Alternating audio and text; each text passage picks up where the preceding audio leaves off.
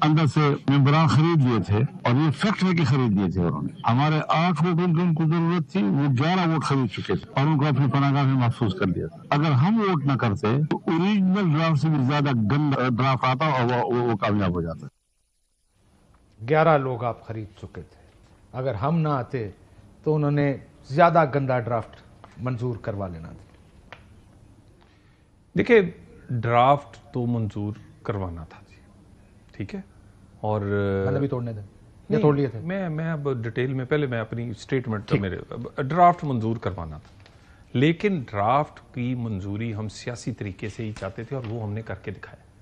अब ये सारी एग्जम्पशंस हैं कि हमने 11 तोड़े थे या 22 तोड़े थे, ठीक है। सेनेट में सेनेटर्स के नाम आए कि ये सेनेटर्स पीटीआई के तोड़ दिए गए, हमें वोट नहीं किसी ने दिया, ठीक है जी। पार्टी खुद शोकॉस दे रही है उनको, उन्हें पता टूटे हुए थे। नहीं, ये तो ना अब देखे ना, ये एग्जाम उनके घर के मामले बड़े हैं ना, वो पता नहीं उनके घर का खुरा आपके घर तक जा रहा है ना, इसलिए कर रहे हैं। पता नहीं बहन ने वहां कब्जा रखना है कि भाभी ने रखना है कि वहां पता नहीं केपी ग्रुप ने रखना है या लॉरी ग्रुप ने रखना है, उनके अपने मसाइल है ना जी।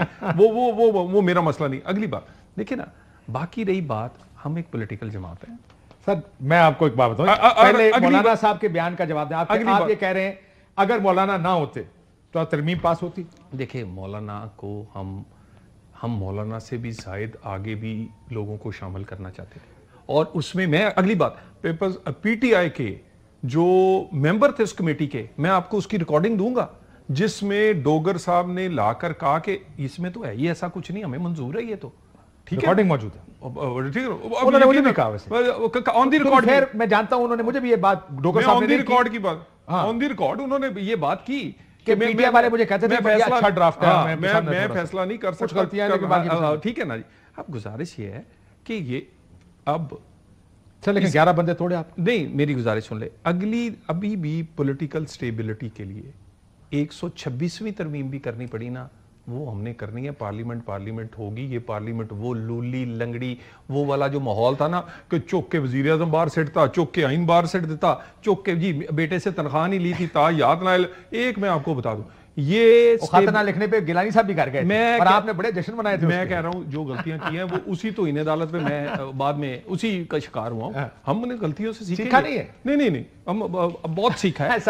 अगली गुजारिश, सीखे होते तो डीला थोड़ी कर रहे हैं। गुजारिश, काशिफ साहब, इस पॉलिटिकल स्टेबिलिटी के साथ इकोनॉमी जुड़ी हुई है, ठीक है, आप माने ना माने, आपका सियासी मुस्तकबिल भी जुड़ा हुआ। नहीं, मैं अब देखें ना, 3-4 चीजें हम छोड़ दें कि एज ए पाकिस्तान की जो इन्फ्लेशन है वो इस वक्त सिंगल डिजिट में है। पाकिस्तान में डॉलर जो है वो 278 होने से वो 1 साल बाद स्टेबल है।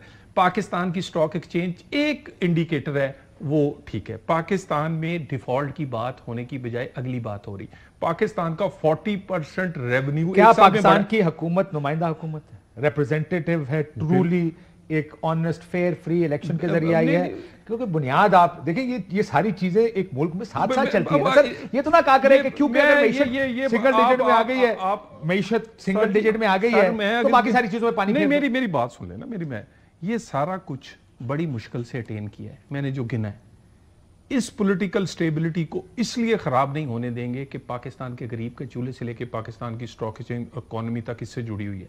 और ये जो बातें आ रही ना कि शायद कोई डील, हाँ, बंदे तोड़ने पड़े, तोड़ के भी 126वीं तरमीम कर देंगे। देखिए मेरी बात सुनिए, जैसा आपने कहा ना कि देखिए मसला ये है कि मैंने सारी उम्र लोगों को, सियासी जमातों को और सियासतदानों को गलत को कोई ख्वाब दिखा के जस्टिफाई करते देखा। आप भी यही कर रहे हैं, आप भी कह रहे हैं जनाब यही होता है। एक मिनट, 26वीं हुई। सबसे पहले तो आपने यहां बैठ के, मेरा कहने का मतलब है मीडिया के लोगों ने कहा कि जी ड्राफ्ट ही नहीं है इनके पास, नहीं था। और मैं एक मिनट मेरी बात सुन लेना। मेरी आपसे बात तो नहीं हुई थी, मैं आपसे नहीं हुई, आपकी पार्टी से बड़े लोगों से हुई थी, किसने ड्राफ्ट नहीं दिया? मेरी बात सुन लेना, मेरी बात कंसर्न लोगों के पास होता है ना, कॉन्सेप्ट होता है। आप लेजिस्लेटर, किसने कहा? मेरी बात सुन लेना, तो तलाल साहब, ओ खुदा के बंदो, यू आर अ लेजिस्लेटर, आपका काम है ड्राफ्ट पढ़ना फिर फैसला करना। मैं इसको वोट डालूंगा। मैं फ्लोर ऑफ द हाउस कहता हूं कि जो पार्लियामेंटेरियंस है इन पे तौहीन अदालत की बात नहीं होनी चाहिए।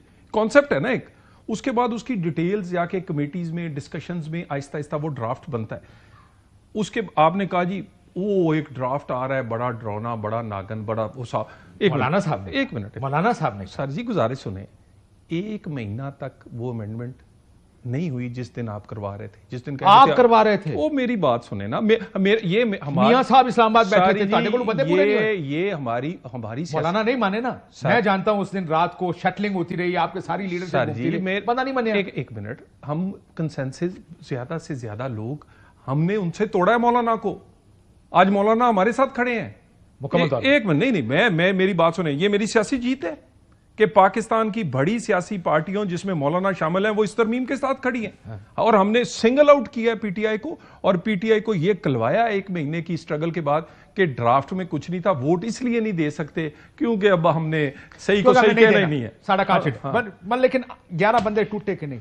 देखिए मेरी गुजारिश ये है, ये जो है ना जी पॉलिटिशियंस, ये हमेशा ही ना जब एक दफा बन जाते हैं ना, इनमें से बहुत बड़ी तादाद ऐसी है जो उससे अगले 5 साल पे नजर लगा लेती, और किसी ना किसी तरह कई पार्टियों से नाराज होते हैं, कई लोगों की अंदर दाल नहीं गल रही होती, कई लोगों को अंदर वाकई आखिरी वक्त है। मैं जरा एक बात, जिस वक्त आपने सिंध हाउस में मंडी लगाई ना, मैं आपकी बात 100% मानता हूं। मैंने खुद कहा ये तहरीक इंसाफ गैर मकबूल थी और लोग चाहते थे आपका टिकट। अभी तहरीक इंसाफ आप लोगों से वो पर ज्यादा मकबूल है, आप जानते हैं इस बात को। इस वक्त मकबूलियत तो आपका बार नहीं है, या मकबूलियत की वजह से तो अगले 5 साल के लिए नहीं आ रहे वो, या पैसे हैं या कोर्जन है, यानी जोर जबरदस्ती है। एक मिनट, अब जोर जबरदस्ती सुन लें। कोई मगवी आया है, इल्जाम है, मैं पैसे, मुझे मालूम है, अगर मेरा ये भी कल मानना था, सुन लें मेरी अगली बात भी सुन लें। कल इन्होंने प्रेस कॉन्फ्रेंसें की, शो कॉज की। अगर आप लोगों ने अगवा किए होते, फंटे लगाए होते ना, तो किसी ने शो कॉज नहीं था करना। उन्हें पता होता कि यार ये बहुत मुश्किल में था, अभी इसके ऊपर ऑप्शन नहीं था। अगली बात, तो इसका मतलब दूसरे मामला नहीं, अगली बात अब सुना है कि जैन कुरैशी को भी कोई शायद शो कॉज हुआ, उन्हें भी पैसे लेने से। इतना बड़ा पीर और जगीरदार, यानी इनकी ये इन फाइट है। ये मुझे पसंद आया कि आप जैन कुरैशी को डिफेंड कर। नहीं, मैं डिफेंड नहीं कर रहा, मैं डिफेंड, देखे ना उसका बाप अंदर है, देखे ना, जो मर्जी आप कहें, वो पहले दिन से इमरान खान के साथ खड़े रहा है। ब्रेक ले लो, ये बहस बड़ी लंबी बहस है। लेकिन क्या बुशरा बीबी की रिहाई किसी डील का नतीजा है? देखिए, सियासी इस्तेकाम अगर किसी चीज़ से आए और कोई माफ़ी तलाफ़ी कर रहा हो और अपने आप लोगों के सामने कुछ कहता हो और पीछे डीलें करता हो, खान साहब अपनी सजाएं भुगत के आ जाएं। आखिरी सवाल, यस सुनो, तीनों टॉप 3 जजेस में से किसी को कॉन्स्टिट्यूशनल बेंच में आना चाहिए? ठीक है जी, मैं तो समझता हूं कि बिल्कुल ये जितने भी लोग हैं, और कॉन्स्टिट्यूशनल बेंच में आप देखें उसमें कोई तादाद नहीं रखी गई, तो उसमें हो सकता है सारी सुप्रीम कोर्ट भी हो सकती है। अच्छा, हाँ, उसमें हर कोई हो सकता है। चले ठीक है, और आना चाहिए इनको, अगर आना है तो फिर सारे आने, तो फिर ये भी आ जाए। सारे जजेस बहुत अच्छे हैं, 25 जज कर लो, उसके बाद फिर ठीक हो जाएगा। बहुत शुक्रिया तलहार चौधरी साहब, मेरे क्रॉस करना, इजाजत दीजिए नाज़रीन, अल्लाह।